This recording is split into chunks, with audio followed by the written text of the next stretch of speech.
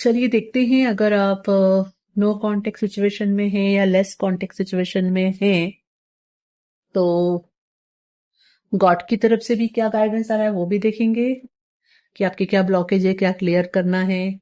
साथ ही साथ आपके पर्सन की तरफ से भी क्या मैसेज आ रहा है वो भी देखेंगे। Okay, so will see the both the things. Let's see how God see your connection.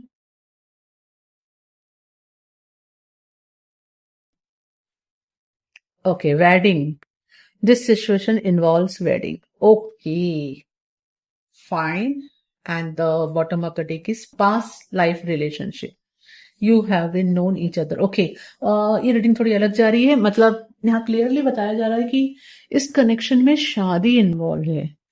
या तो ये हो सकता है कि आप ऑलरेडी मैरिड हैं उनके साथ, है ना, या तो फिर ये हो सकता है आप दोनों में से कोई एक पर्सन या दोनों पर्सन मैरिड है। Okay, and you are wondering why this happened और व्हाई दिस हैपनिंग। तो उसका जवाब आया है past life relationship. Okay, it's look like कि आपका ये पास्ट लाइफ रिलेशनशिप है, तो आपको तो मिलना ही था। और आप सोचते हो काश जल्दी मिलते, पहले मिल जाते तो बेटर होता। नहीं, आपको ऐसे ही मिलना था। तो it was the part of your journey, your life.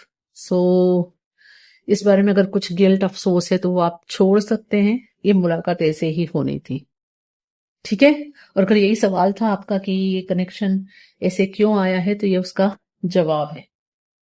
Okay, अभी बाकी देखते हैं आपके कनेक्शन का ब्लॉकेज क्या है। अगर ये चीज इन्वॉल्व नहीं है इस तरह से, तो फिर ये चीज कह सकते हैं कि आने वाले समय में अगर ये दोनों कंडीशन आपके लिए नहीं है, ओके, कि आप मैरिड है या वो मैरिड है या दोनों मैरिड है, and this is the question, अगर ये नहीं है, आप दोनों अभी अनमैरिड हैं, तो उस केस में आपकी आने वाले समय में शादी होने की पूरी पॉसिबिलिटी है।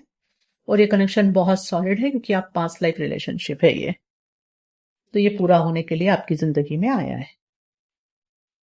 Of course, your free will involved here. Now see what is blocking you in your connection.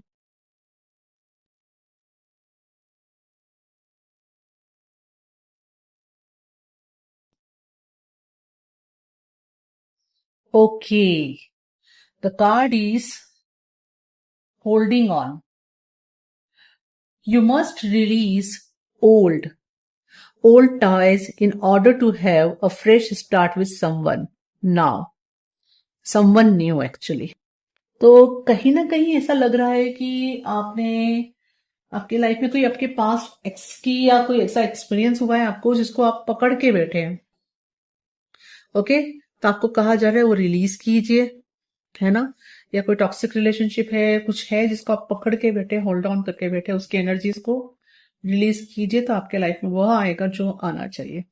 And the bottom of the deck is hiding feelings. You need to express how you feel to the one you love to see how they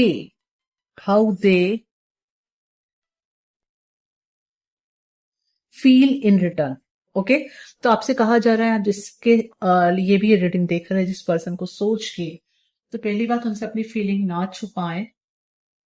अगर नहीं बताइए तो आपको बताने के लिए कहा जा रहा है। रिटर्न में फिर आपको पता चलेगा उनकी थॉट प्रोसेस क्या है, वो क्या फील करते हैं, है ना। तो प्लीज कीजिए अगर नहीं किया है तो। और करने के बाद अगर वहीं से कुछ ऐसा रिप्लाई आया है और आपको ऐसा लगता है कि कुछ है वहीं का, कोई चीज है, कोई एक्सपीरियंस है, कुछ थॉट्स है जो आप पकड़ के बैठे हैं, तो फिर उसको रिलीज करने की जरूरत है। That is what is about. चलिए और देख लेते हैं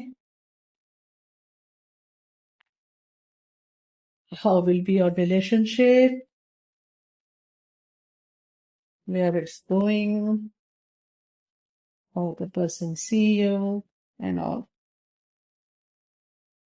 ओके, वाह, दो कार्ड्स अलग आए हैं।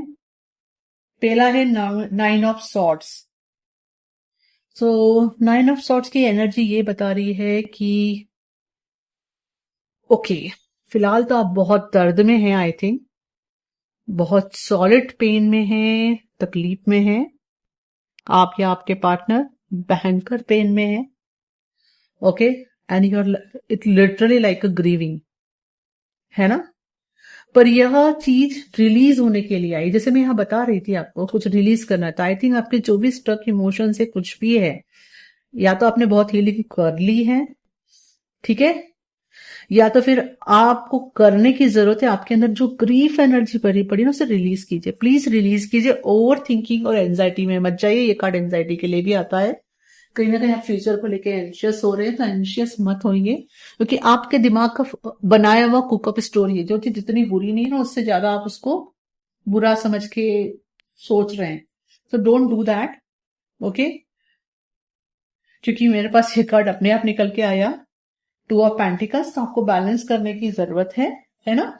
वो बैलेंस तभी हो पाएगा जब आप पास्ट की जितना भी आपका पेन एनर्जी, कई सारे इमोशंस आपने आई थिंक पूरी तरह ना नंब आउट होके बैठे हैं, उसे रिलीज करें, वरना वो आपके बॉडी में मसल मेमोरी बन के बैठे रहेंगे। रिलीज करें उन्हें, रिलीज करें, किसी तरह की हीलिंग करें, एक्सरसाइज करें, ओके, रिलीज देम। ओके, जब आप रिलीज करेंगे तो बहुत सुंदर कार्ड आया है, that is the lovers. You deserve true love, okay. आपका ट्रू लव आपकी लाइफ में आना ही है, ओके। और बहुत प्यारा रिश्ता आप मैनिफेस्ट करोगे, लिखा है आपके लिए, मेजर आर्कन है ये, ओके। तो overall this was the reading for your relationship.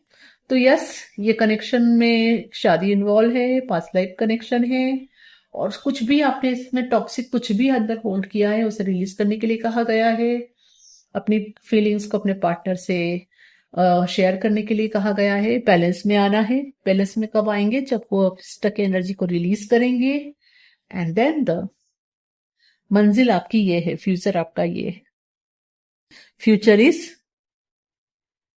Lovers, okay. Thank you. अगर वीडियो पसंद आता है तो लाइक एंड सब्सक्राइब कीजिए और शेयर कीजिए।